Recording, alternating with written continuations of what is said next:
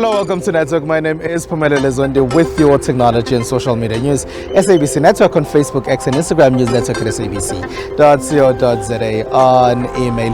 This week, our X poll is asking you about your views on deepfakes, as some of them are said to be involved in marketing of products. Results of that are coming up later in the program. Here's what's coming up in this particular episode. There's social media political influencers. We have details on AI and WhatsApp and how it can be utilized in education. And in our conversation, we chat about some of those tech skills that are not hardcore tech skills that we need to be trained in, though. Social media has over the years taken the world by storm. Each one of us uses social media for different reasons, including staying connected with the world. In some instances, social media has been blamed for negative impact on mental health and safety for people. But there are positive things that social media does in people's lives as well. Parents only talk to their kids about safety, but we never focus on being a digital citizen. We never focus on the actual positive. There's so many. I mean, this, for example, just news, right? Broadcasting news online. Half of the people won't see the news without technology, without social media. If I want to learn how to bake a cake, I'm not going to go to a recipe book. I'm going to go online. There are huge benefits, from connection to expressing myself to having a voice. I mean, I could go on and on about the positives, but I think also a lot of things in life we tend to focus on the negatives.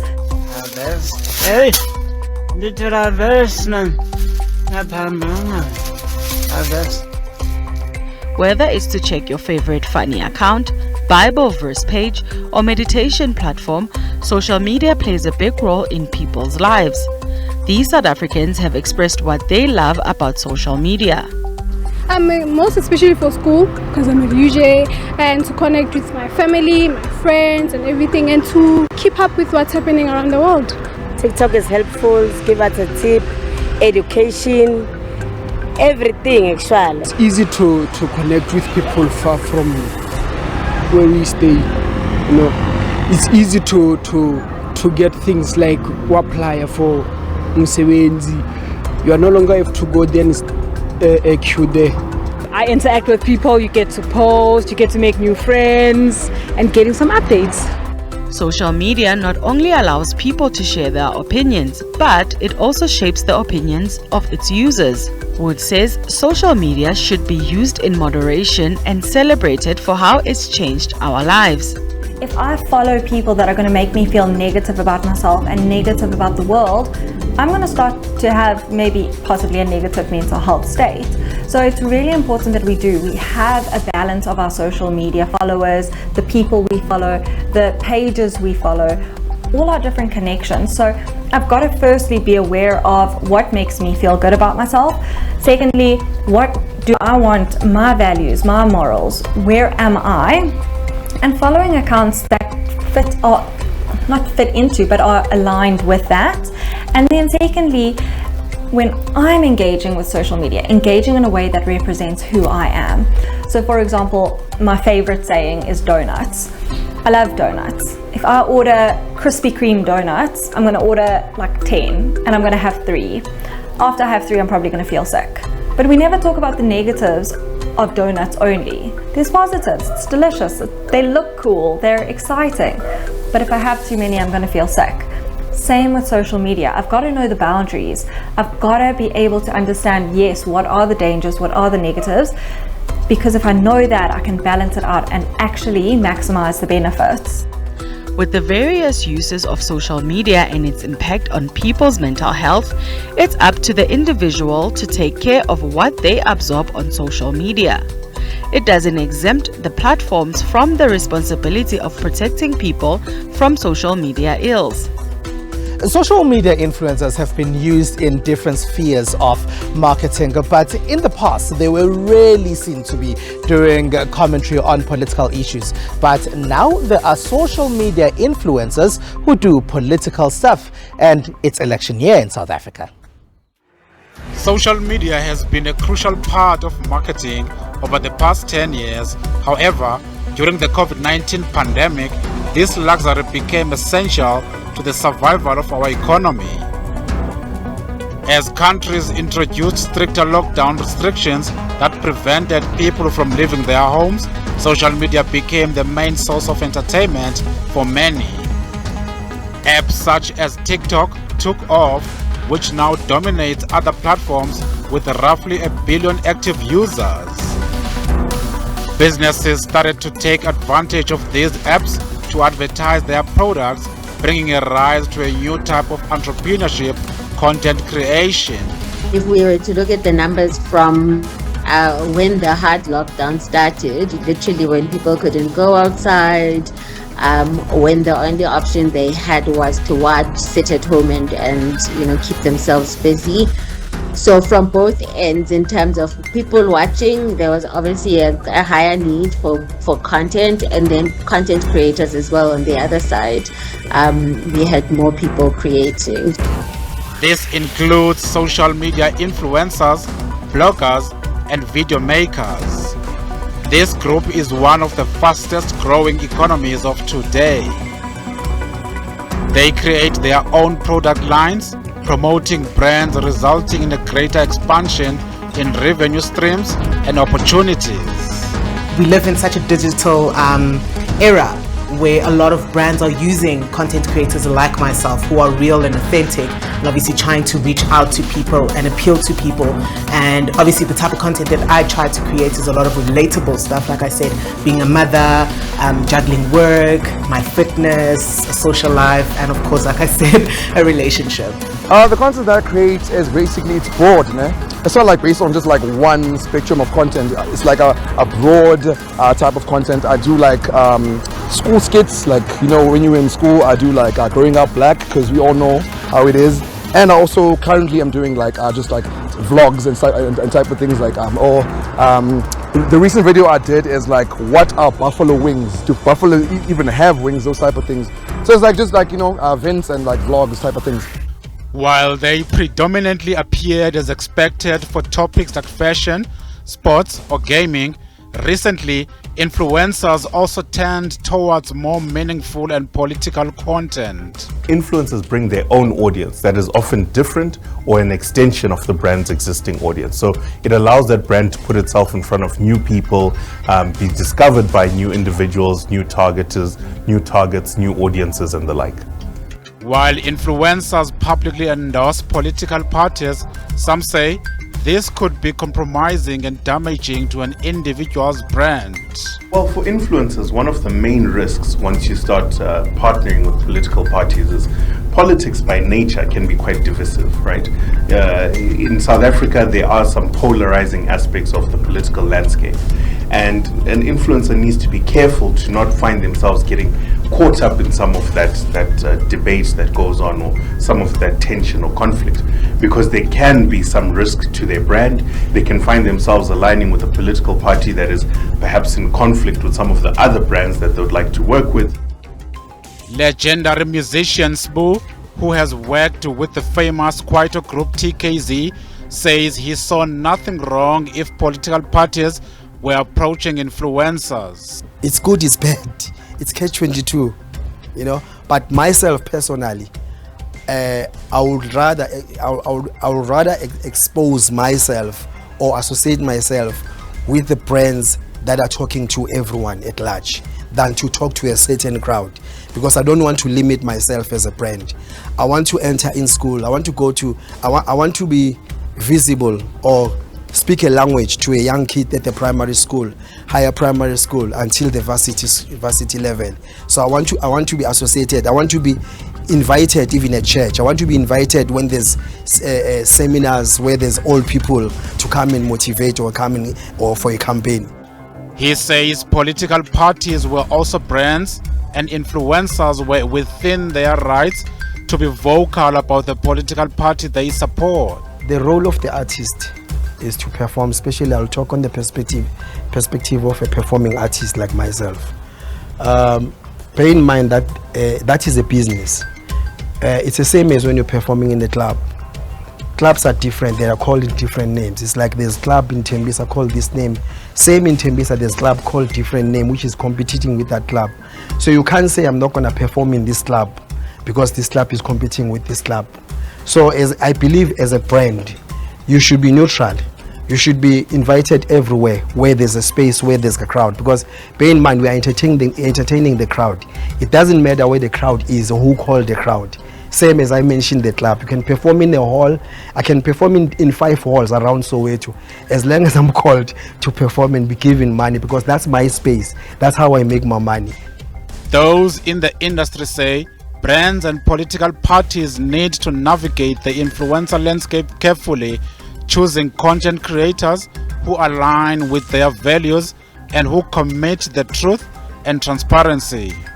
We know that we live in an era of artificial intelligence, and it's also impacted on education, and it can be utilized in a very positive way. Our next insert has experts telling us about how AI can help the education sector, especially in the utilization of WhatsApp. The opportunity with chatbots is the fact that it's personalized, it's localized, it's at your own pace. I think we've all had the frustration of being in a class with smart children who are always putting their hands up and they're ready to give you the answer and you're still grasping at the back. So if you do fall behind, you've got an opportunity to then say, I may not be at the pace of the class, but I can catch up and I can guide my own learning. And let's say the class has moved on, but you still face a particular problem, you can go back. Content is key, but it works extremely well with the text. So it's important that the learning is an experience. So you're not only just consuming information, but it's how you're consuming that information. Since learning is an experience as opposed to education, which is just information sharing. You don't want to over-engineer the experience. So the first thing we do is try to understand what the use cases are for the implementation of that chatbot. Once we understand the use cases, we are more in a better position to understand which of the variations of AI technology we can incorporate for those use cases to be achieved. People sometimes want to learn specific things at a certain point in time. If you think of someone wanting to buy a car and then they hear a word balloon payment, they might want to quickly say, you need balloon payment. What's a balloon payment? Right? If you think of someone who is applying for a credit card and they want to learn, okay, what do they mean by compound interest? They can go and quickly check. So we realize with AI powered, with WhatsApp chatbot, that you can have a tool in someone's pocket that delivers financial education 24/7, 365. We've seen WhatsApp as probably one of the most efficient learning tools to date. With the latest sort of WhatsApp bot we created for Meta on digital online safety, we had about 380,000 learners consume 2,100 million topics, which actually translated to about 70 years of learning in the space of 1 week. So as you can see, there's a rapid amount of information and learning that happens in a very small scale, which is key to fast, efficient learning. Let's look at 8 to 5, right? Within that 8 to 5, there's load shedding that's taking place.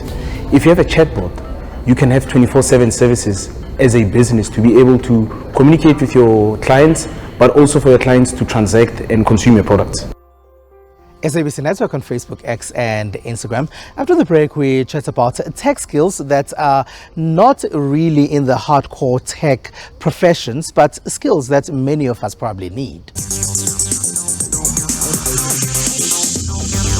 It's SABC Network on Facebook, X and Instagram. News Network at sabc.co.za. On email, welcome back. Now, there's been a huge slump, especially when it comes to funding of the tech startup sector, and this impacts a lot of industries, especially when it comes to the tech education space. But there are people who are still continuing with the space and have been for the last couple of years. Digify Africa is one of these organizations that have been doing this work, firstly in Johannesburg, and then the expansion went to the rest of the country. Gavin Will is founder and CEO of Digify. Hello, and thank you very much for being a part of our Africa. You've been doing this work, and maybe we can start by telling us about the tech skills that South Africa has had a shortage of. A lot of times when we talk about tech skills, we're talking about very high-end future skills. Recently it's been around, data analytics or robotics or artificial intelligence. What we're tried to do is think, well, unemployment is an urgent crisis now. What are the jobs that are accessible for young people, you know, coming out of varsity or coming out of a TVET college even? So we focused on skills that are kind of slightly quicker to learn and might be quicker for you to turn those skills into a job. So it's things like digital marketing or social media, and various disciplines connected to those. So you could go down a path of being a copywriter for digital or a designer for digital, or even things like no-code development, you know, where you don't need to learn, you don't need to spend 4 years doing software development training. There's a quicker path to you learning a skill that's monetizable. While you may have started on the ground in Johannesburg, you have also then switched to online spaces. Has that been easy? The critical thing is the demand for the skills. You know, you can train as many people as you want, but the number of jobs available is limited. So what we're trying to do is think beyond formal jobs, beyond 9-to-5 jobs, and think what are the opportunities for you as a service provider who understands tech skills to small businesses or lots of other businesses. And that of course opens up the possibilities of training people who don't go into formal jobs or corporates, but they're building livelihoods for themselves, servicing the SMEs around the country and continent. And you've now shifted to building some solutions as well. Tell us about the shift. 12 years later, I'm also an edtech startup founder, and that's because we built a product to help us try and reach learners at scale, and using WhatsApp as the sort of platform that most young people, or many young people have and use and is cheaper to use than many others. We've tried to leverage that technology to make basic learning courses available via WhatsApp chatbots. So that's turned into its own product, which we're calling the Digibot, and we've rolled it out for the last 3 years now with Meta Platforms as our key partner. We now have Nedbank on board as a partner as well, and we're distributing their financial literacy content via one of our chatbots called Lesedi. And yeah, it's been a really interesting, different kind of journey of how you kind of productize a learning experience, and not only use it to achieve scale for our own learning objectives, but also turn it into a sustainable business idea that can kind of fund everything that we're doing. The world has hit a slump when it comes to many industries. Would you say that you're feeling the slump, or are you optimistic about the future, especially when it comes to education and the usage of tech in it? I suppose from a perspective of technology, I'm not, but that's because I'm not feeling the slump because I'm surrounded by, or I'm exposed to a lot of people working on solutions, particularly in the field of education. And there's a lot of brilliant people and brilliant solutions being developed and being deployed in South Africa around education, for example. And the best ones, you know, are using technology as a way of making people's lives easier, making learning more accessible, making schools more efficient, making teachers better at teaching in the classroom. So there's a lot of cause for optimism in the work that's being done. I try to be a glass half full person and not think as much about, you know, the overwhelming challenges that we are facing. You know, for example, in the Western Cape, you know, the government is just struggling with the fact that there are many more learners in the Western Cape now than a few years ago, and how's the school infrastructure going to support that? So we have to contextualize the fact that yes, we're trying to use tech to solve some of education's problems, but also there are very fundamental challenges that the education sector is facing that go beyond technology. Thank you very much. That is Gavin Rill. He's the founder and CEO of Digify Africa, SABC Network on Facebook, X and Instagram. SABC Network on Facebook, X and Instagram. Welcome back. Here's what else took place in the rest of the world in the tech space. According to the Food and Agriculture Organization, in today's rapidly evolving world, science and innovation play a crucial role in addressing global challenges. However, despite progress, women and girls still face significant barriers to pursuing science careers. Dode Monet Desiree, a 27-year-old statistician from Cote d'Ivoire, never imagined that her love for nature would lead her to work with numbers. When she was a child, she loved to cultivate and see plants grow. Mais étant petite, je me demandais, attends, je finis de boire l'orange, je prends le pépin là, je le mets en terre, et puis quelques jours après, je vois il y a des feuilles, des pétales. En fait, je me demandais, il y avait quoi derrière ça, ce mécanisme-là. Scholarships are provided by the Global Strategy to Improve Agricultural and Rural Statistics, a statistical program hosted by FAO focusing on strengthening countries' capacity to implement agricultural surveys and complementing data collections already existing on the African continent and now in the USA. At a recent music trade show organized by the National Association of Music Merchants, new music technology that uses artificial intelligence was previewed, with a generally enthusiastic response from visitors. AI helped me imagine or explore things that otherwise maybe I would have never thought of. So when I am limited to my imagination, AI thinks differently and picks all sorts of information in order to create something new. In November, the Beatles released Now and Then, billed as their last song and featuring the voice of John Lennon. Extrapolated with AI from an old recording, Warner Music said in November it was partnering with the estate of deceased French singer Edith Piaf to recreate her voice using AI. And now in Switzerland. 37 years after Fabrizio lost part of his arm in an accident, a new temperature-sensitive prosthetic is allowing him to feel the warmth of touch of another person. There is the functional part of knowing if something is hot or cold, or detection of different materials. For example, if I place my finger on a piece of metal or plastic, I will recognize it through its thermal properties than more than their tactile one. So this is, let's say, the more functional part. And that's what we started with at first. But later on, we noticed that, and this was patients themselves telling us that this affective part of temperature is maybe even more important.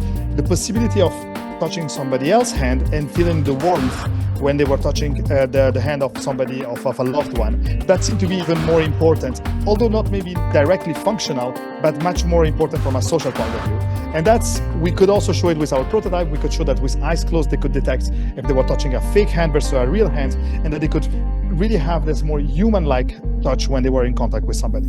Several amputees participating in the initial trials reported that the ability to rediscover body contact with another person was the most important benefit of the system. There have been many reports about SABC clips being used in deepfakes to sell all kinds of products. In the United States of America, there's a group that's now considering going to court in order to stop deepfakes from selling any kind of products at all. Our Twitter poll this week is asking you all about deepfakes.